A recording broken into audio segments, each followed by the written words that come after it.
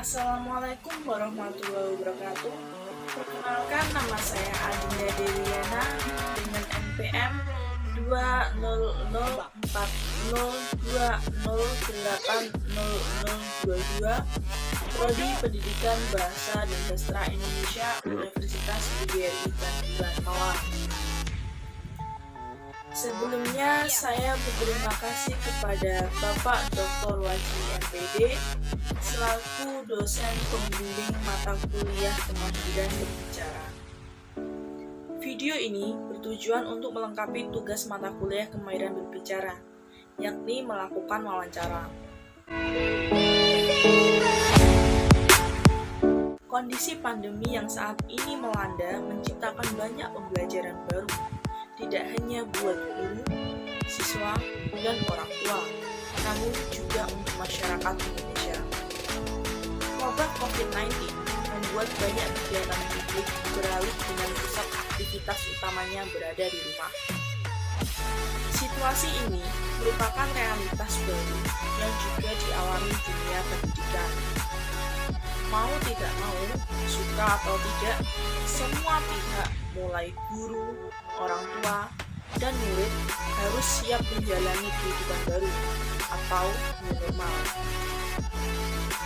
Lewat pendekatan belajar menggunakan teknologi informasi dan media elektronik agar proses pengajaran dapat berlangsung dengan baik. Pada konteks yang lain, semua pihak diharapkan tetap bisa optimal menjalankan peran barunya dalam proses belajar mengajar di masa pandemi. Saya di sini ingin berbincang-bincang sedikit mengenai pembelajaran di tingkat SMA di pandemi COVID-19. Saat ini saya sedang bersama Ibu Ririn Purnawati, SPD, selaku guru mapel matematika di SMA 1 Pelatihan Tolong.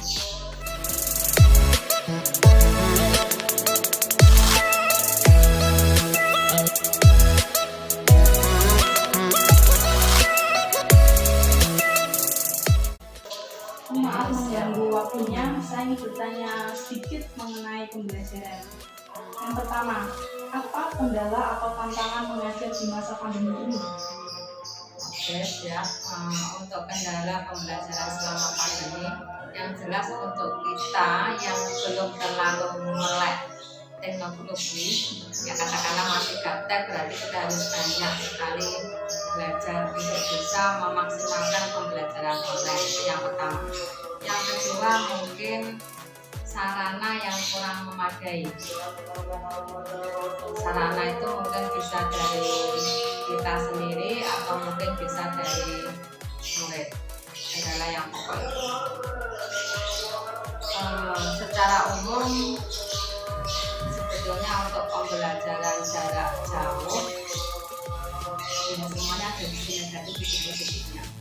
Mungkin itu nanti kan ada pertanyaan sendiri untuk itu. Jadi secara khusus kendalanya yang pokok berarti ada di SDM kemampuan IT kita yang masih kurang dan mungkin sarana yang kurang memadai.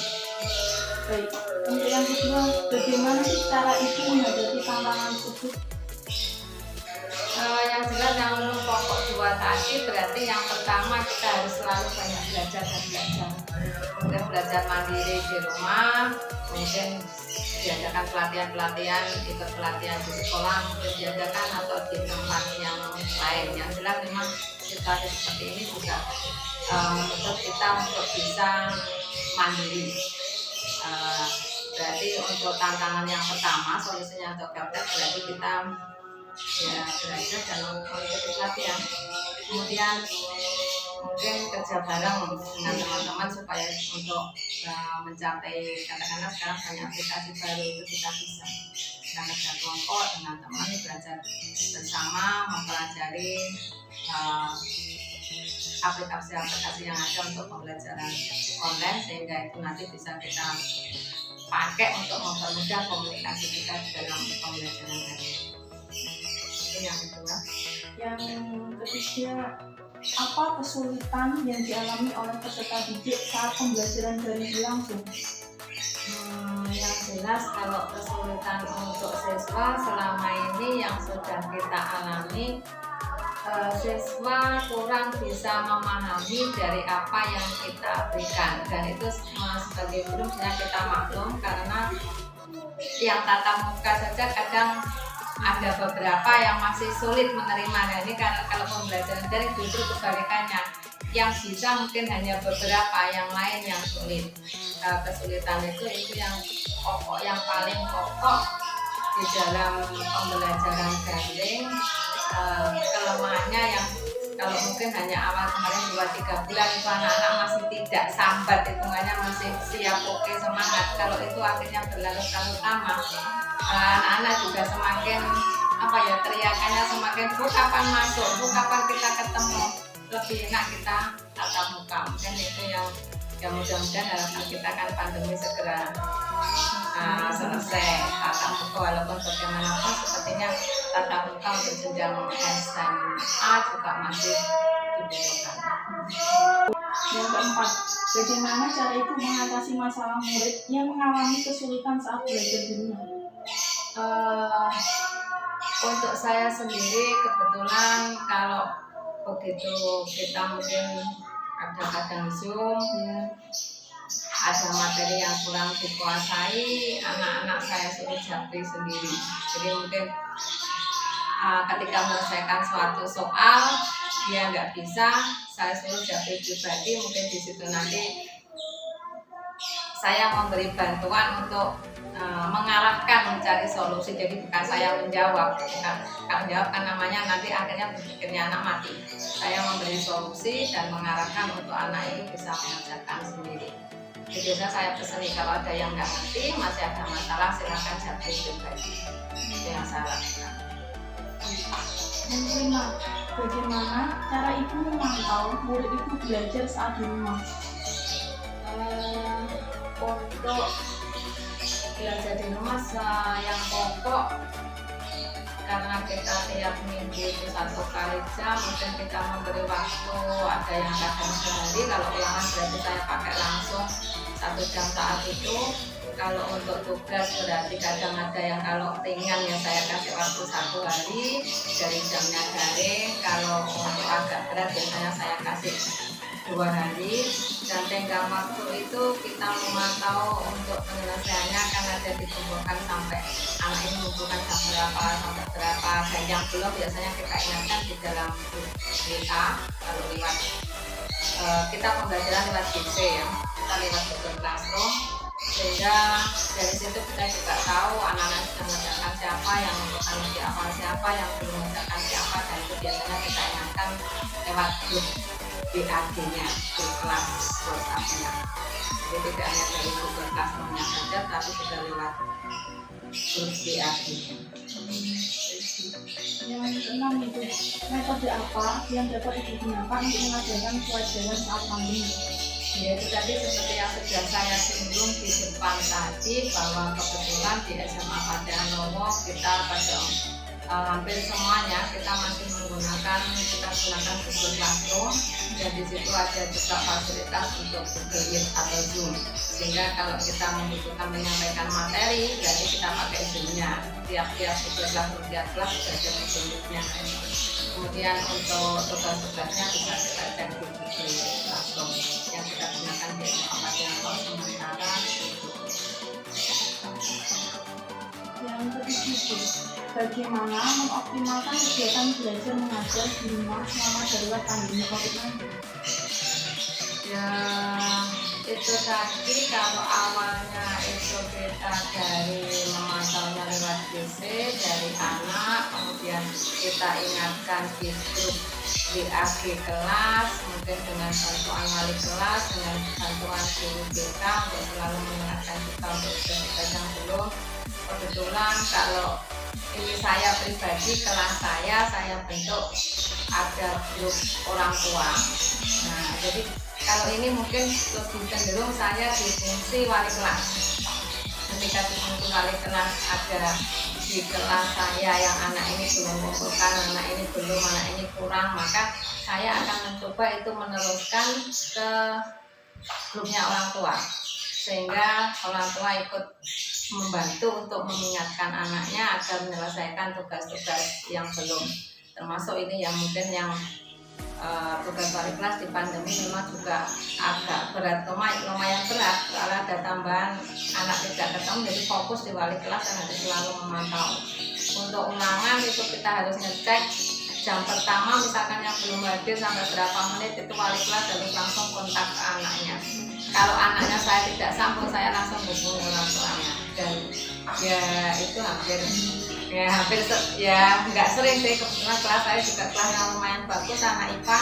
Pada hari pertama ada yang telat saya panggil gitu, besok hari kedua kita jam sudah 5 menit belum masuk siapa, ya tampak dua anak saya panggil lewat WA-nya sendiri kok nggak nyaut lewat WA grup, saya mesti langsung ke orang tuanya telepon, oh iya Bu, karena rata-rata mereka kenapa tidak masuk, ya mungkin sebagian besar alasannya masih sulit masuk.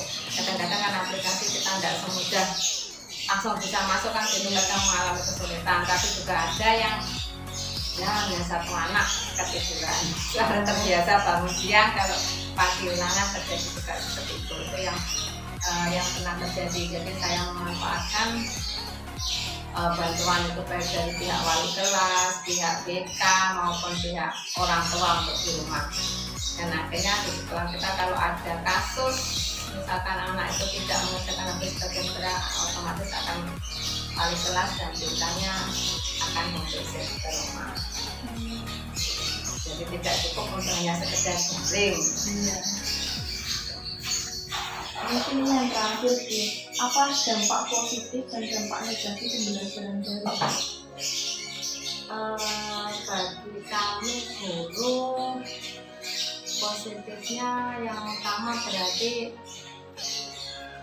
walaupun kita agak bergerak ya, hitungannya yang sudah usia setengah tua ya gitu, sudah memasukin kan IT-nya kurang mampu, akhirnya kita agak bergerak ya untuk mau belajar sehingga banyak menguasai aplikasi-aplikasi yang akhirnya kita gunakan untuk mengajar. Dampak positif itu secara umum bagi seorang guru ya. Kalau secara umum itu sebetulnya pembelajaran jarak jauh itu fleksibel, enak-enak, kan bisa di mana saja. Otomatis itu juga akan situasinya tidak monoton, tidak bosening, nggak di kelas saja. Itu di sisi positifnya. Bisa kita disambi misalnya, kayak sambi bisa kita ngoreksi, tinggal bisa kayak gitu kita. Dan kayaknya arahnya untuk nasional itu rencana mengarah ke depan pendidikan merdeka belajar, berarti ini sudah mengubah untuk adanya perubahan transformasi pendidikan, memicu ke arah situ dan mengacu ke situ. Rencana kita kedepankan pendidikan merdeka belajar, apakah itu nanti bisa terlaksana atau tidak. Nah, setidaknya secara tidak langsung Allah sudah mengarahkan ke situ. Seperti kemarin ujian nasional tidak ada tahun 2021, akhirnya hendaknya Allah di sisi 2000 sudah tidak ada. Makanya nanti ya dampak positif ya, segala sesuatu sebenarnya kan tidak ada yang sempurna, positif negatif itu mesti ada. Secara umum positifnya tadi kita akhirnya melek teknologi, bisa fleksibel di mana saja, sudah mengarah ke memicu ke transformasi pendidikan yang seperti dicanangkan pemerintah untuk kita ke depan. Mungkin secara umum itu kalau dilihat dari sisi anak mungkin bisa ditambahkan anak lebih cenderung banyak waktu dengan keluarga. Kalau selama ini awal-awal K13 mungkin disoroti jamnya terlalu padat di sekolah, anak pulang sore ya, disoroti kesempatan waktunya dengan keluarga kurang. Nah, sekarang kiranya saatnya anak-anak banyak dengan keluarga, walaupun akhirnya ganti keluarga sini gendang kalau untuk anak kecil harus yang ini. Kan ada positif negatifnya, nggak bisa disempurna semua. Mungkin itu yang sisi positifnya. Yang sisi negatif ternyata dari fakta tidak semua anak mampu, tidak semua anak punya sarana, sehingga banyak seperti yang terjadi di sekolah kita juga walaupun tidak banyak ya, paling berapa persen, paling ya dari 1,5 anak atau berapa kondisinya memang tidak mampu sehingga tidak punya Android. Kita tanya kenapa semua tugas kosong, dia tidak punya HP, tidak ada fasilitas, tidak ada sarana. Walaupun dari pemerintah sudah dapat kuota itu yang diisi HP kadang satu untuk kalau bertiga sekolah daring semua royoan karena ada alasan seperti itu. Itu masalah sarananya. Kemudian masalahnya untuk yang termasuk kembali lagi ekonomi rumah. Kalau tidak ditekankan masuk sekolah, mereka cenderung di luar, ekonomi orang tua tidak mampu, mereka bantu kerja. Itu terjadi di SMA juga sudah bisa kerja, cari duit, begitu tatap muka, saatnya ujian, apa dulu. Akhirnya putus sekolah. Kalau udah kita yang bertahan untuk garis setengah tahun, eman, terus itu juga mereka dia sudah bisa mencari uang, akhirnya akan cenderung mencari uang, sekolahnya gagal. Nah, ini yang dari sisi negatif eman kan sebetulnya itu dari situ. Kemudian tatap muka yang katakan kita tatap muka saja pembelajaran masih belum maksimal, apalagi yang tidak tatap muka seperti ini. Ternyata dari pengamatan juga capaian hasil belajar itu menurun, tidak seperti kalau tatap muka. Tatap muka katakanlah dulu prestasi bisa bagus, misalkan katakanlah prestasinya secara umum mencapai 85, sekarang menurun. Jadi dengan PPJJ ini prestasi capaian belajar itu menurun. Jadi di samping ada masuk sekolah,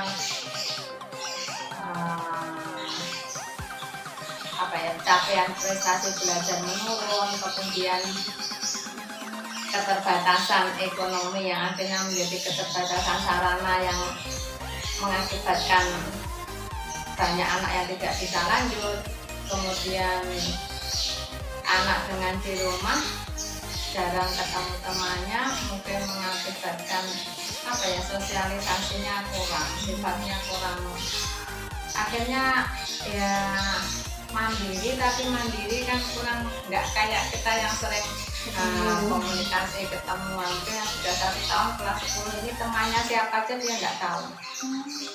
Walaupun sebetulnya kalau di Semapat kan sempat masuk 3 minggu sekali gantian, tapi kadang-kadang saya sebagai guru kalau belum pernah ada sekali pakai masker itu kan sudah setahun kenaikan kita nggak hafal, wajahnya nggak tahu, nggak kenal ya. Kecuali kalau yang kelas 3 di kelas 10 sudah itu saya hafal. Yang kelas 10 baru kita nggak tahu sama sekali. Dan kadang-kadang untuk seperti itu menangani karakter anak ini gimana, kita menanganinya gimana kan sulit. Mau ketemu kadang yang sulit, apalagi yang nggak ketemu. Dan itu permasalahan yang terjadi di lapangan yang jelas, dan mungkin juga hampir secara umum terjadi di sekolah yang lain. Mungkin itu yang diperlukan yang bisa saya sampaikan. Mungkin ada yang pesan maupun saran yang ingin disampaikan untuk maksudnya masalah daring. Masalah daring. Yang jelas gini, sebagai guru kita harus siap dalam kondisi apapun. Kita KPM tatap muka siap, KPM daring siap. Yang jelas segala sesuatu di dunia ini tidak ada yang sempurna. Jadi ada seperti yang dimuncul di pertanyaan tadi, ada sisi positif dan ada sisi negatif. Kita sebagai pendidik, sebagai ASN juga siap melaksanakan semuanya dengan segala resiko, saya katakan resiko karena kita harus banyak belajar teman-teman bisa mencapai itu dengan segala resiko untuk mendapatkan hasil yang maksimal. Ya siap, dan untuk semuanya kita harus tetap semangat menghadapi, baik itu kita harus tetap semangat apalagi di masa pandemi ini untuk menghadapi semua situasi. Yang jelas semua ada sisi positif dan sisi negatifnya. Kita harus tetap semangat untuk menghadapi dan bisa mengadaptasikan diri dengan segala keadaan. Baik, terima kasih atas waktunya. Oke, sama-sama. Cukup sekian wawancara kali ini. Saya Adinda. Terima kasih. Wassalamualaikum warahmatullahi wabarakatuh.